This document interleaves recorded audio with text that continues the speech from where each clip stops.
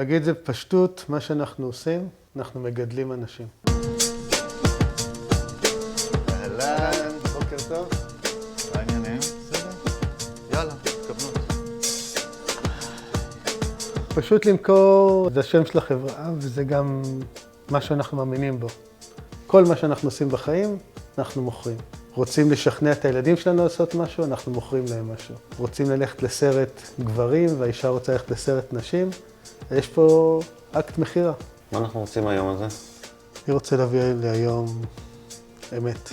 כל בן אדם יש לו מוצר למכור. זה אפילו אם הוא מוכר את עצמו, יש לו משהו למכור. הוא מאמין שמה שהוא עושה הוא טוב, הוא יכול לעזור לאנשים.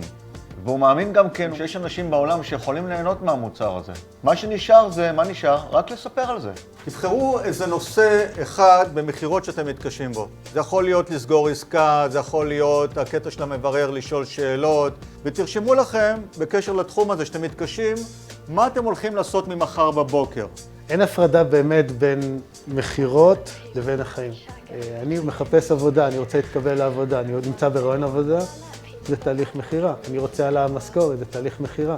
אני מנהל שרוצה להניע את העובדים שלו, זה תהליך מחירה. ראשית, אנחנו מאמינים שכל אחד יכול להיות איש מחירות מצוין, אם הוא רוצה.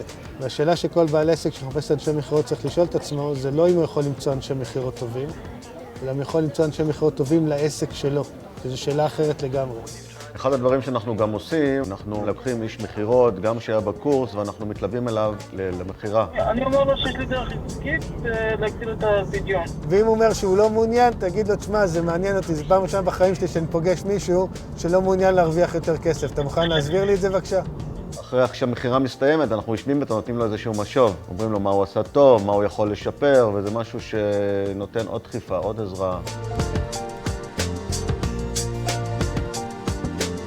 המרכז החרדי להכשרה מקצועית קם מתוך הבנה שרק מחסדים ותרומות חלק מהאנשים לא יכולים לחיות. זה נותן להם אפשרות ללמוד מקצוע ולצאת לשוק העבודה ולהתפרנס בכבוד. בתור שלד זה טוב, עכשיו אתה צריך לעבוד, להרחיב, להביא כישורים, לשכנע.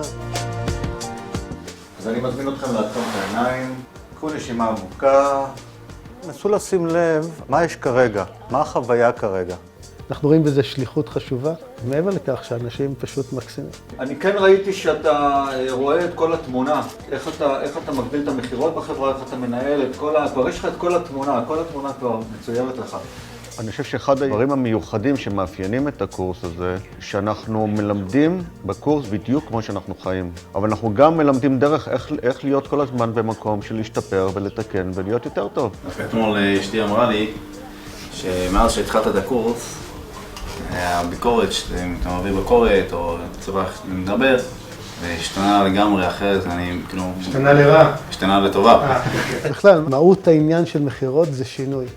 אנשי מחירות הם סוכנים של שינוי. זאת אומרת, יש לך חיים, שינוי, מחירה, אין הפרדה. ההצלחה שאנחנו רואים בעשייה שלנו על ידי המפגשים שעשינו אצל רונן וניסים, זה פשוט אדירה. ואין כזה דבר שאני מגיע בשבר ואני אומר, אני עייף ואני הולך לישון. גם אם אני יוצא לי מאוחר מפגישה שהתארכה לי ואני מגיע מאוחר, אני מתקשר ואני מודיע, ומגיע עם כל הכוחות עד 10:30 בערב. אחד הדברים הכי מתגמלים במה שאנחנו עושים, זה לראות את התהליך שהאנשים עצמם עוברים, ולשמוע אותם מדווחים על התהליך הזה. ברגע שהם מבינים שהם לוקחים אחריות מלאה על החיים שלהם, ואני יודע שאני עוזב אותם והם יכולים להמשיך מפה לבד, זה המנוע וזה מה שדוחף אותנו קדימה. הסדנה הזאת הפכה כמעט כל נדבך בחיים. אני למדתי לצאת מהמקום הנוח שלי, לצאת מהשגרה שלי, להעיז. אני מאמינה יותר מאז שזה באמת יכול לקרות. כל מה שאתה עושה וכל מה שקורה לך, קח אחריות על זה. זאת אומרת, אל תאשים אף אחד אחר בדברים שקורים לך, וכמו שלימדו אותנו בקורס, לא נכשלים, פשוט מפסיקים לנסות. מי שרוצה להתעסק בתחום המחירות יודע שהוא חשוב שיעבור דרכנו, לקבל את החותמת של פשוט למכור. ברגע שאתה כאיש מחירות מבין שאתה עושה עולם טוב יותר, זה פשוט למכור.